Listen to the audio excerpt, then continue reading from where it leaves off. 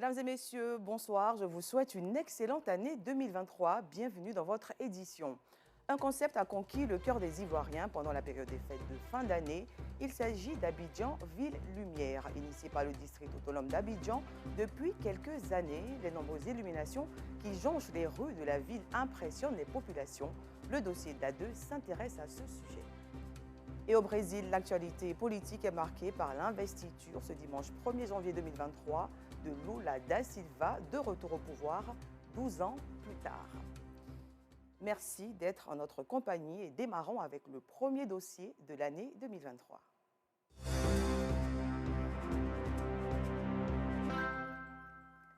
Abidjan brille, Abidjan scintille, et ce à la faveur d'Abidjan Ville Lumière.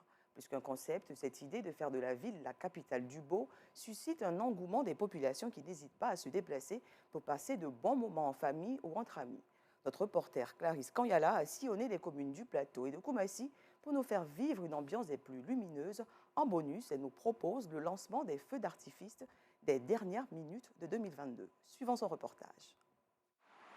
Pyramide scintillante, immeuble couvert de jeux de lumière. Tout est réuni pour passer d'agréables fêtes. Le district d'Abidjan s'est paré de ses plus belles décorations pour accueillir la nouvelle année et passer de belles fêtes. Le palais de justice dans la commune du Plateau est sublime. Le lieu attire enfants, jeunes, personnes âgées. Certains viennent en famille pour des séances photos, se distraire ou passer des moments agréables en amoureux. Je suis venu ma chérie, oui. J'ai vu ça souvent à Paris et c'est la première fois que je découvre ça. J'ai été impressionné. J'aime bien l'air pur, l'environnement calme. Voilà, à cette heure-ci, il n'y a pas assez de véhicules, il n'y a pas assez de monde. Plateau la nuit, c'est pas du tout pareil que plateau dans la journée. Quand nous sommes venus, on a pris des photos et puis on a joué. Ça me fait penser à mon sapin de Noël. Et puis elle brille, elle tous elles brillent et puis elles sont toutes belles quoi. Mon fils a voulu venir voir le sapin géant et faire des pauses. Donc c'est là qu'on est venu. C'est vraiment magnifique de près à la télévision, mais de près c'est beau et ça illumine en fait la ville. Ces illuminations géantes donnent fière allure aux rues de la commune du Plateau. Elles apportent une touche particulière à plusieurs endroits de cette commune. Le district d'Abidjan brille comme des étoiles dans le ciel. Ici, même les fleurs sont parées de guirlandes lumineuses. Le palais présidentiel s'est transformé en un véritable jardin lumineux.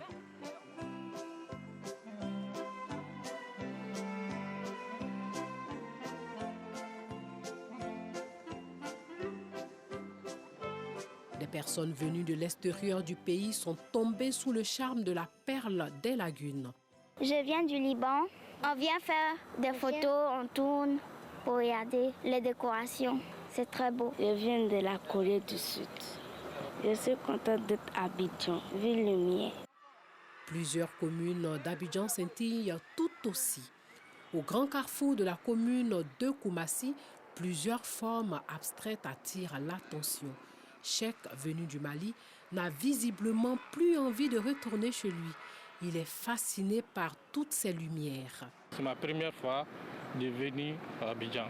Par rapport au Mali quand même, Abidjan est intéressant. En plus, il y a du monde, il y a l'ambiance. Vraiment, c'est intéressant.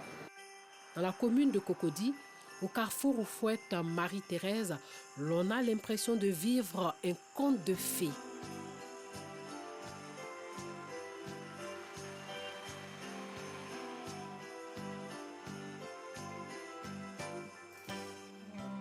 Parc Dominique Ouattara de la Riviera 3 dans la commune de Cocody, il est 21h. Les enfants prennent d'assaut le parc. Samy, venu de Yopougon avec un groupe d'enfants dont il a la charge, profite du moment, un moment inoubliable. Je suis venu avec 27 enfants pour essayer aussi de les distraire parce qu'on a remarqué qu'au niveau des quartiers, quand même des autres quartiers, à part peut-être Cocody et les autres grandes communes, les enfants des autres quartiers quand même sont un peu laissés pour compte. Donc voilà pourquoi à chaque année, j'essaye de sortir au moins avec quelques enfants, selon mes moyens. Les visiteurs viennent de partout, voilà. Et nous sommes là. Le parc est ouvert de 9h à 23h. Ce n'est pas payant, c'est gratuit pour tout le monde. Seulement que vous venez avec la pièce d'identité, on vous enregistre à l'entrée. Et puis voilà, vous déposez la pièce, vous vous amusez comme vous voulez. Et puis à la sortie, vous récupérez. Dans ce parc, on trouve plusieurs types de lumières.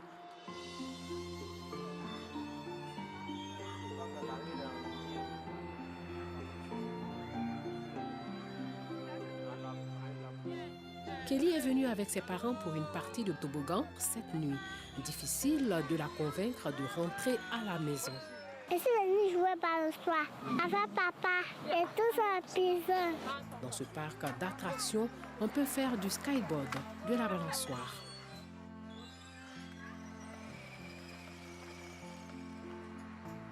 Les parents aussi sont conquis. Moi, je suis venue avec mes enfants ce soir pour profiter un peu dans le parc. Bon, en tout cas, je suis venue, mes enfants se sont bien amusés. Ils ont trouvé d'autres enfants ici, ils se sont bien amusés ensemble. En tout cas, j'étais heureuse parce que j'ai vu d'autres enfants s'amuser avec mes enfants. Ils étaient en tout cas joyeux. Dans quelques instants, nous dirons au revoir à 2022. Et ce passage à l'année 2023, beaucoup ne voulaient manquer cela sous aucun prétexte. Ils ont effectué le déplacement de la commune de Trècheville précisément au Palais de la Culture pour assister au lancement du feu d'artifice. On s'attend à de la joie, de la paix et puis de célébrer ça ensemble, tous ensemble, quoi. Rentrer dans une nouvelle année avec un feu d'artifice et rentrer dans la nouvelle année de bon pied. C'est un symbole de grandeur, de pureté, moi je crois. Alain Gouze, responsable des feux d'artifice, n'a pas droit à l'erreur. Nous avons 3 points de tir. On tire sur le pont, il y a 29 postes, il y a 5 plateaux semi-remorques, plus 2 grandes barres.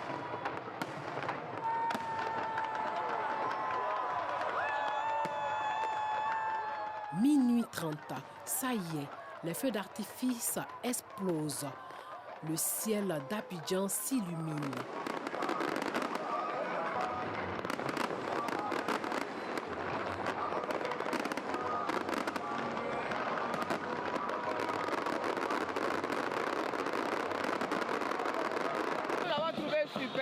C'est plus que les mots. Les mots nous manquent vraiment pour apprécier. Vraiment, ça a été un très beau spectacle. Je souhaite que Dieu nous donne la santé. Côte d'Ivoire solidaire et unie, la magie des vœux, la thématique de la cérémonie des feux d'artifice. 2023 est enfin là, pleine d'espoir pour tous.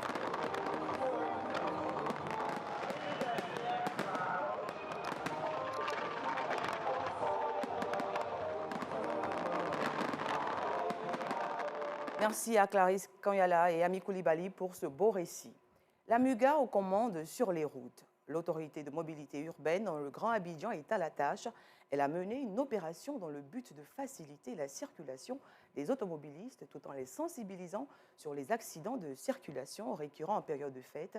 Cette opération s'est déployée dans les communes de Cocody, Marcory et Trècheville. Ami Koulibaly. Pour permettre aux populations de célébrer la Saint-Sylvestre et entrer dans la nouvelle année en sécurité, l'autorité de mobilité urbaine dans le Grand Abidjan à MUGA a mené une opération afin de permettre une meilleure régulation de la circulation. Notre but est de faire en sorte que chacun puisse se déplacer pendant cette période de grand déplacement de manière fluide. Pour mener à bien cette mission, le cap est mis sur le quartier Adjan dans la commune de Cocody. Depuis qu'on a commencé l'opération vers les aides régulateurs, nous sommes aujourd'hui à une quarantaine d'agents. Leur mission consiste à venir en appui à l'autorité qui est la police pour régler la circulation. Non, ça nous arrange beaucoup, ça nous arrange. Parce qu'on souffre même embouteillé d'Abidjan depuis la semaine, là, on n'a pas le temps. Chaque jour, quand on les voit dans les carrefours, ça nous arrange beaucoup. Après la commune de Cocody, l'équipe de l'AMUGA se rend dans la commune de Marcory pour faciliter le trafic aux automobilistes. Objectif, prévenir les accidents de la circulation et vols et agressions.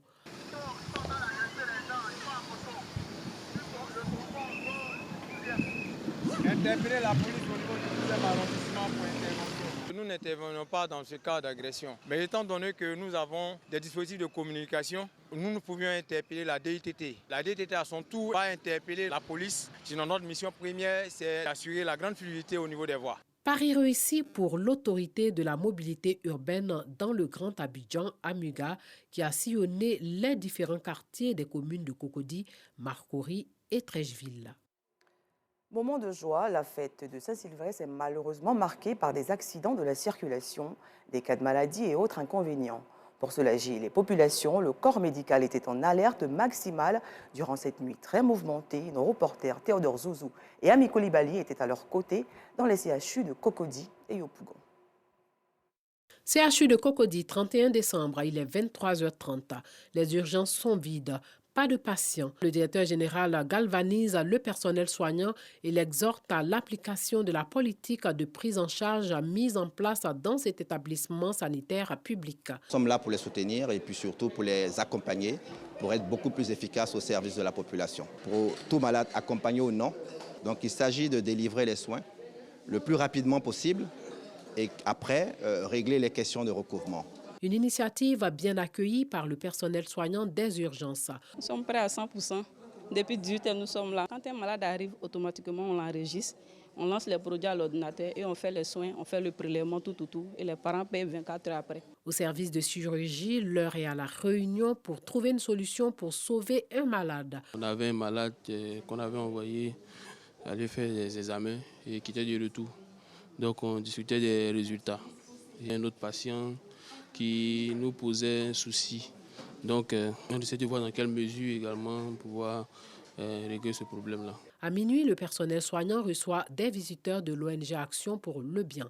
Il apporte sandwich et boissons pour soutenir le corps médical. Nous sommes venus principalement pour le personnel de santé, ceux-là même qui, pendant que les autres sont en train de fêter en ce moment, eux sont en train d'essayer de redonner la santé à ceux qui sont en souffrance. Donc nous avons pensé à eux de façon symbolique, de façon solidaire. Nous sommes venus leur apporter de quoi manger et juste de quoi se rafraîchir dans leur noble tâche. Merci à la Fondation Action pour le bien d'être venu nous offrir de quoi nous rafraîchir. Après le CHU de Cocody, c'est le FSUCOM du quartier Ouassakara de la commune de Yopougon qui nous accueille. Ici, c'est un autre décor. Sous la bâche servant de salle d'urgence, 2 jeunes souffrant de traumatisme crânien reçoivent les premiers soins. L'un touché par des éclats de pétards. Un explosif a atterri sur son front. Et donc, il est arrivé avec une plaie du scalp. Donc, nous avons fait quelques points de suture. Il a déjà bénéficié d'un sérum antitétanique et des antidouleurs. Donc, avec un pansement, on va pouvoir suivre le traitement. C'est le 6e cas qu'on a reçu. Alors, il y avait déjà eu 3 autres cas auparavant, dans la matinée. Et ce soir-là, on a eu celui-là et le second qui est arrivé pour un cas d'agression physique. Là, on lance sur les gens. On fait qu'on guette, quoi. Maintenant, ils ont lancé sur ma tête. Mais sans papier, son évacuation nécessite un constat de la police. Des cas de guerre entre gangs utilisant pétards et armes blanches ou à feu sont légion à Ouassakara, un quartier de la commune de Yopougon. Le souci, c'est jusqu'à 4 h du matin. On aura d'autres par pétard, mais également d'autres par agression. C'est-à-dire des bandes ou bien des honnêtes personnes qui partent chez eux à la maison après les prières qui sont agressées dans les couloirs. C'est ça qui est notre hantise au niveau de Ouassakara. Quelques heures après, l'infortuné est évacué vers le CHU de Cocody. À la maternité du centre de santé, l'on enregistre 7 naissances, dont des jumelles. On a pratiqué déjà 2 césariennes. Et bon, on attend toujours les femmes qui sont en travail. On fait tout pour que l'accouchement de la femme se fasse dans de bonnes conditions. C'est une grande joie pour moi, une très très grande joie. Et je peux que remercier Dieu pour ce merveilleux cadeau qu'il m'a fait en cette année. À l'entrée de ce centre s'est installé un jeune étudiant qui tient un café, une activité pour témoigner sa solidarité à ces personnes qui œuvrent pour donner la vie ou maintenir en vie. Je fais cette activité dans le cadre de pouvoir maintenir les médecins en éveil. Toujours dans la commune de Yopougon, à l'hôpital général de Yopougon-Atié, le bilan est mitigé. On avait au départ un camp plat, mais là, il y a environ 1 ou 2 heures, nous avons reçu un patient de 41 ans. C'était une agression, un chauffeur de taxi-compteur qui a présenté une plaie large au niveau de la voûte du crâne avec saignement actif. Il y a encore des cas de blessés, c'est des blessures légères et malheureusement il y a un patient qui est arrivé dans le véhicule décédé. On a fait le constat des décès dans le véhicule. Le 31 décembre, une journée chargée pour le personnel soignant. Il était en place dans les différents centres de santé bien disposés à parer à toute éventualité. Le Nouvel An célèbre également dans les églises. Ils sont nombreux, les fidèles chrétiens et hommes de Dieu qui se sont rendus dans les églises et temples pour témoigner leur gratitude à Dieu, mais aussi lui confier cette nouvelle année. Restons avec Ami Koulibaly.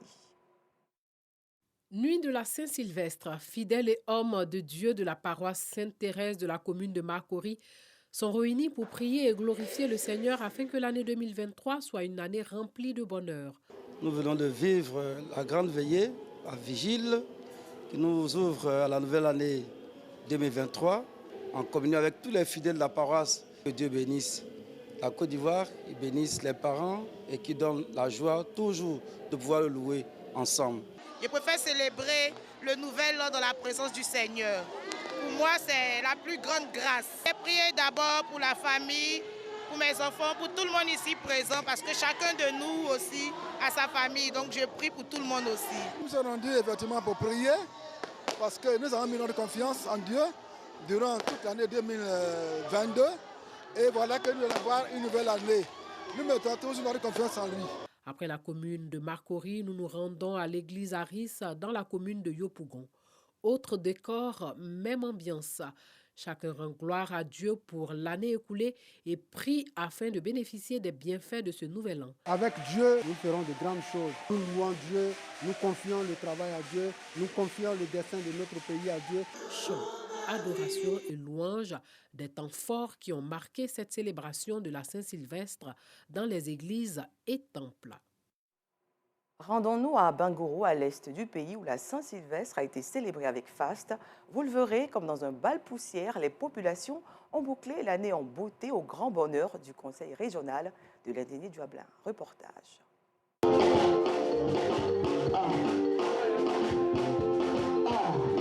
Centre Kadiokro vibre au son de la musique du terroir et des sonorités modernes à la veille du Nouvel An. Ce village d'Abengourou, dans l'est du pays, veut marquer d'une pierre blanche cet événement.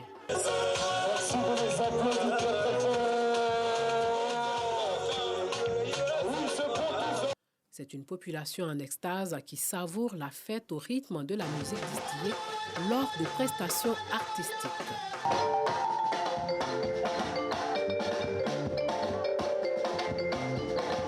L'initiative du Conseil régional de l'Indéné-du-Ablin, fort appréciée par la chefferie traditionnelle qui y a pris une part active. Cette année 2022 se termine et je suis heureux, vous voyez autour de moi, Nana Bouakassi, le poids est représenté ici par le chef de canton, le chef de village de l'Indéné.